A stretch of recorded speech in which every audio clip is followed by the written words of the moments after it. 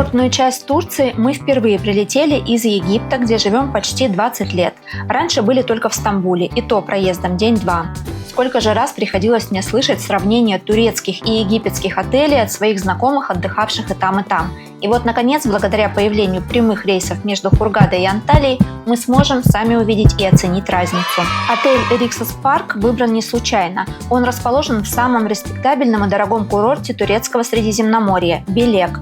По стоимости и по качеству нечто среднее между действительно элитными турецкими резортами «Ультра все включено» и претендующими на статус элитных с приставкой «если бы не 1001 нюанс». Гости Риксос Парк, как и гости других отелей этой сети, могут посещать развлекательный комплекс и аквапарк «Земля легенд».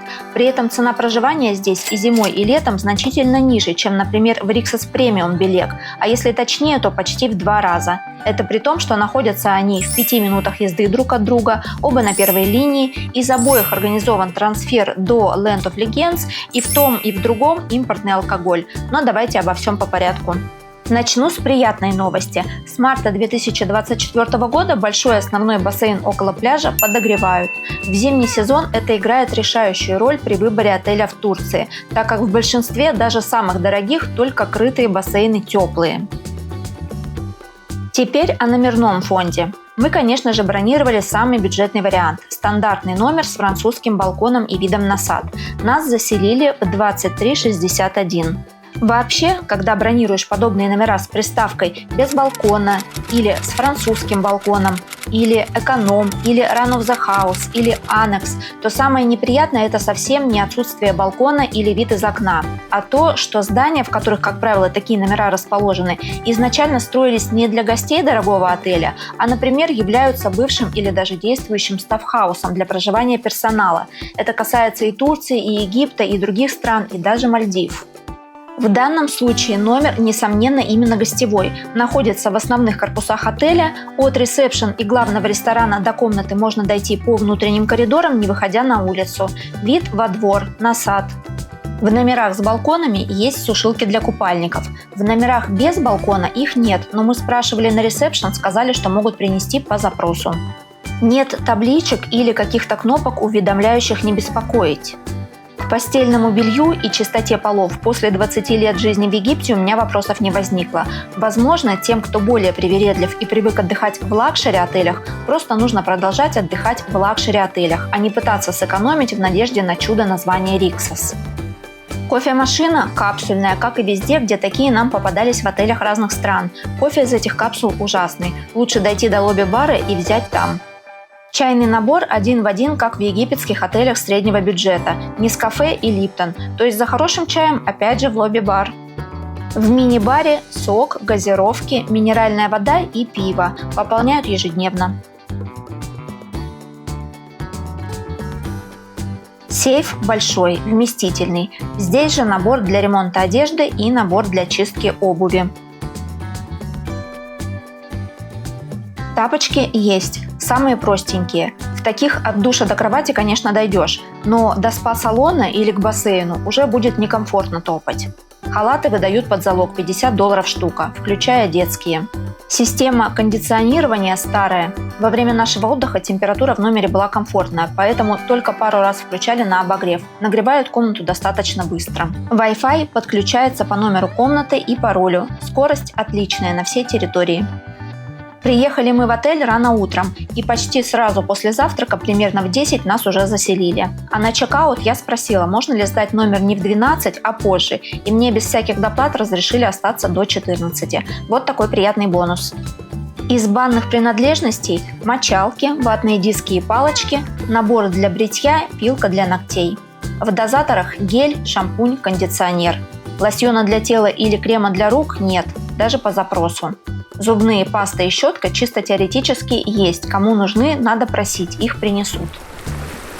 О море в зимний период коротко. Мы застали вот такой вариант. Но те, кто здесь живут круглогодично, сказали, что бывало и лучше. Кто-то даже умудряется занырнуть в солнечные дни. Само собой, с Красным морем Египта, пусть и в зимний сезон, не сравнить. Переходим к несомненному плюсу Турции относительно египетских отелей. Это питание. Запись в а-ля карт возможна при бронировании от 5 ночей. Мы посещали только основной ресторан. Здесь остаться голодным или недовольным просто невозможно. Мясо, птица, рыба, какие хочешь, как угодно приготовленные. И на гриле, и запеченные, и отварные. Во фритюрном уголке луковые кольца, наггетсы, картофель фри, воздушные чипсы. Кроме макарон и спагетти были пельмени и равиоли. А еще овощные и мясные рагу, плов, тушеная капуста, картофельное пюре. Из зелени отмечу портулак, фрезе и гаргир. Сразу напротив входа в ресторан на завтрак пчелиные соты с медом и свежевзбитое сливочное масло. Чего почти не было, так это морепродуктов. Точнее, была рыба, в том числе большая красная, запеченная в соли, и пару раз салат с мидиями. Все. Сырная тарелка и оливки бесподобные. В Египте что-то похожее можно найти только в сирийских магазинах.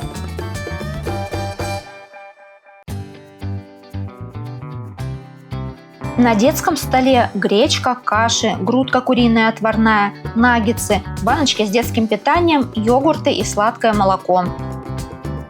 Ежедневно 2 вида супа, в том числе на завтраке. Фруктовый стол не впечатлил. Апельсины, мандарины и яблоки в основном. Сладостей много разных. Дочка сказала, все вкусное. Я почти не ем такое. Между обедом и ужином в буфете напротив лобби-бара торты, бургеры, салаты и мороженое.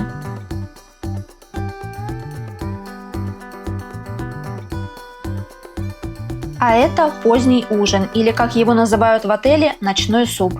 Зашли специально посмотреть, что есть кроме супа. И вот, закуски, салаты, фрукты и сладости.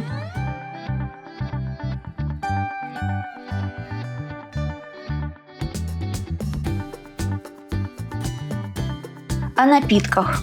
Пиво местное, бутылочное. Вино красное, розовое, белое и шампанское тоже местного производства.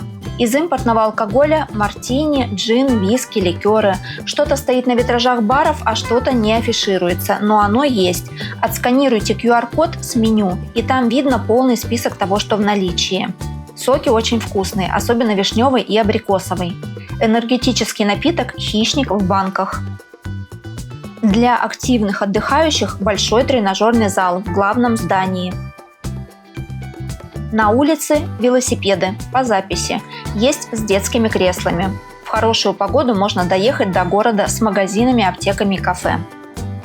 Между основными зданиями и виллами Orient Area теннисный корт. Территория отеля достаточно большая и зеленая. Есть где и погулять, и покататься на велосипедах. И, видимо, летом здесь курсирует трансфер. Видели несколько остановочных павильонов для ожидания.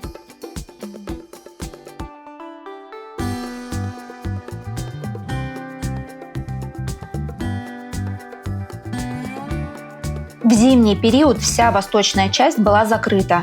Помимо жилых корпусов, там находится детская площадка и мини-клуб. И то, и другое к маю должно заработать. Так нам сказали на ресепшн. А пока все активити проходят в основном здании. Помимо большого подогреваемого бассейна на улице рядом с пляжем, есть еще один в спа-центре. Часть его находится в крытом помещении и часть под открытым небом. Для детей услуги спа, маникюр, массаж, шоколадно-клубничный пилинг, пузырьковая вечеринка.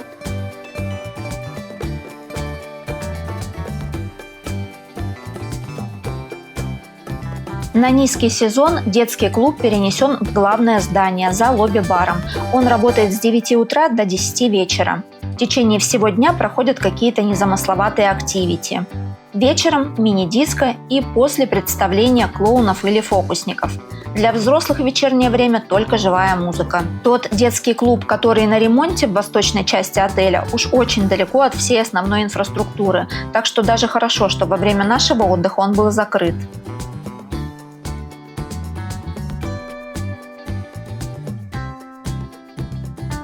И переходим к основному бонусу данного отеля, который выделяет его на фоне остальных подобных. Это возможность посещения парка развлечений The Land of Legends и наличие бесплатного трансфера до него и улицы с бутиками.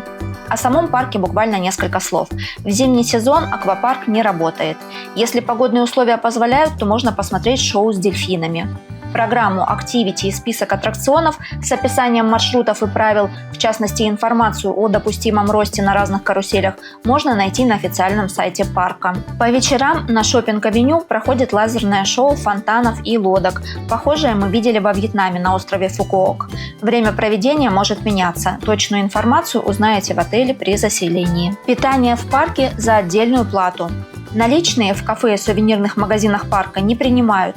Их нужно положить в кассах на электронный браслет, который выдают каждому посетителю перед входом. В правилах парка видела, что запрещено проносить с собой напитки и продукты, но у нас, например, была бутылка воды и печенье, пропустили без вопросов. Время трансферов из отеля на момент нашего отдыха было в 11, 13:45 и 19:30 туда, а обратно только вечером в 18 и 23:00. При этом аттракционы работают до 17, то есть не тратьте дневное время на поход по магазинам. На это у вас будет целый час с 17 до 18 в ожидании обратного трансфера. Такси в Белеке очень дорого стоит. Понятно, что здесь отдыхают в основном обеспеченные люди, но наверняка есть и такие, как я. А для меня 30 евро за 20-минутную поездку – это слишком. Есть автобусы. Если выйти из отеля на основную дорогу, увидите остановку. Автобус BS Белек-Серик едет в нетуристический город Серик. Автобус BA-22 едет в Кадрия, по пути проезжая The Land of Legends. И на том, и на другом 10 минут езды от отеля до сити-центр Белек с аутлетами, аптеками и кафе. Стоимость проезда 30-40 лир. На обратном пути лучший ориентир, где выйти, это Белек Паблик Бич. Его все знают, в отличие от названия отеля. А вот до аэропорта общественным транспортом доехать проблематично. Точно нужны будут пересадки и не одна. Самый выгодный вариант – заказать минивэн на сайте GetTransfer. Промокод на 7% скидку оставлю в описании к видео. Самые большие споры вокруг Риксос Парк от того, что этот отель Риксосом стал только год назад, весной 2023-го. Ранее вы могли о нем слышать как о Белек Imperial или Fun Sun Family Club или TUI Magic Life. И, как я понимаю, плохие отзывы пишут о нем те, кто были в более дорогих Риксосах и сравнивают один с другим. Странно только, что эти люди акцентируются на недостатках без относительно стоимости. Начитавшись возмущенных заголовков про недориксос и позор всей риксосовской сети, я была готова к худшему, но на деле оказалось очень даже достойно и вполне соответственно цене. Нам очень понравилось. Желаю и вам сделать правильный выбор. Если остались вопросы, пишите в комментариях.